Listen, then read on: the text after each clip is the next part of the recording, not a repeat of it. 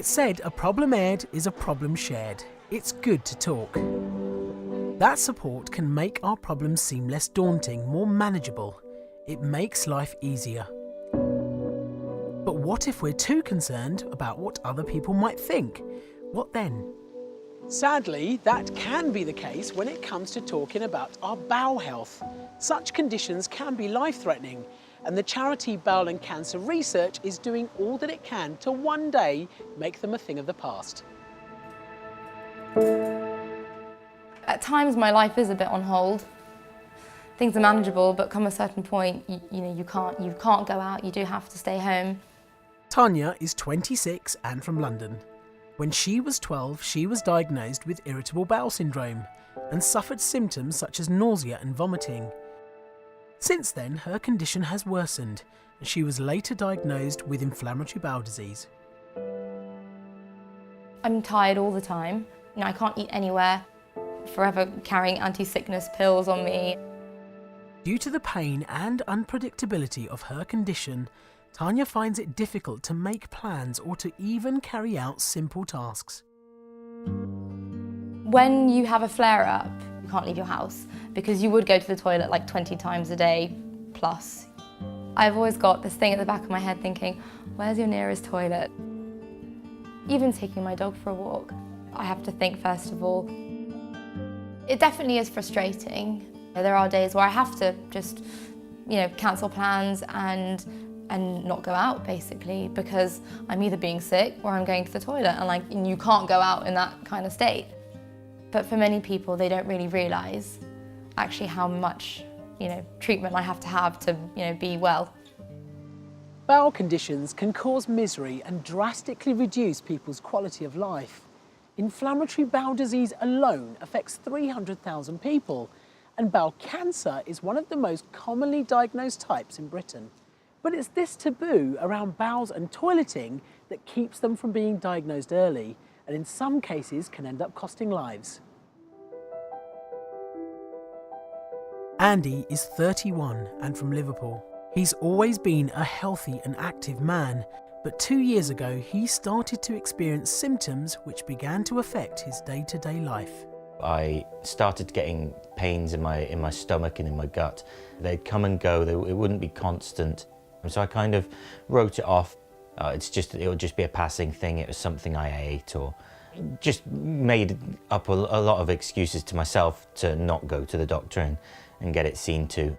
After a further 9 months of discomfort, Andy was encouraged by his family to visit his GP. They did some blood tests which showed quite elevated levels of inflammatory markers in the blood, and I went for a colonoscopy.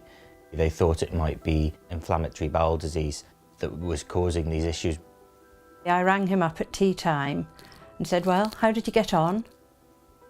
And he said, Mum, they've kept me in. They've found a tumour.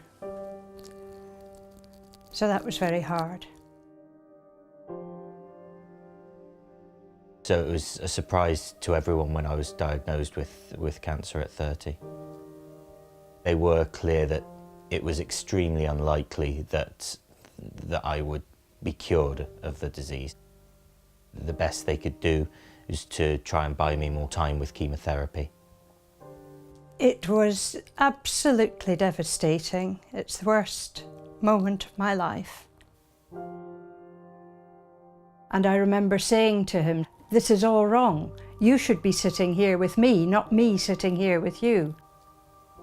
There were a few thoughts of, I wish I'd gone to see the doctor earlier. I wish I'd not ignored this symptom. I wish I'd done some things differently. But at the end of the day, you can't change what's happened. Bowel cancer can kill, but it's also one of the most treatable cancers if caught early enough. All too often, however, people like Andy overlook its symptoms, and then it can be too late. As a doctor, I can't stress how important it is to break these taboos, to get people talking, and most importantly, fund the vital research needed to one day eradicate these diseases. To bring that day closer, Bowel and Cancer Research funds pioneering studies around the UK. They support our next generation of scientists who are working to better diagnose and treat bowel cancer as well as other chronic diseases, to not only change lives, but to save lives. Over the last 20 years, medical research has meant that more people than ever before survive bowel cancer, and we are going in the right direction. Over the next 20 years, we want to make even more progress so that we can work one day to a day when no one will die of bowel cancer or have to live with a chronic bowel disease. The more we know, the more progress we can make. So it's absolutely vital that we continue to fund these programmes.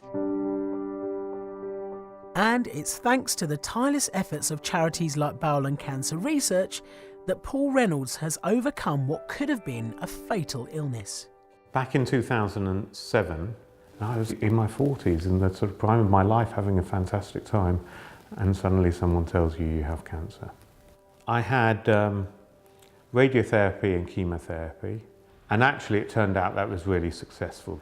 If I had been diagnosed with bowel cancer 20 years earlier, when the surgical innovations weren't as advanced as they were when I was diagnosed, then my bowel cancer could have been fatal. I'm here today, 9 years after being diagnosed, as a direct result of fantastic scientists doing groundbreaking research and generous people donating to fund that research. It's going to save lives. And it's going to save a lot of lives, and it's going to make a big difference. Determined not to let her condition hold her back, Tanya has incorporated it into her working life. That looks good. Well, these have lentils in it, and sometimes lentils for IBS isn't great. Because of what I've been through, it's inspired me to help others that also live with chronic conditions.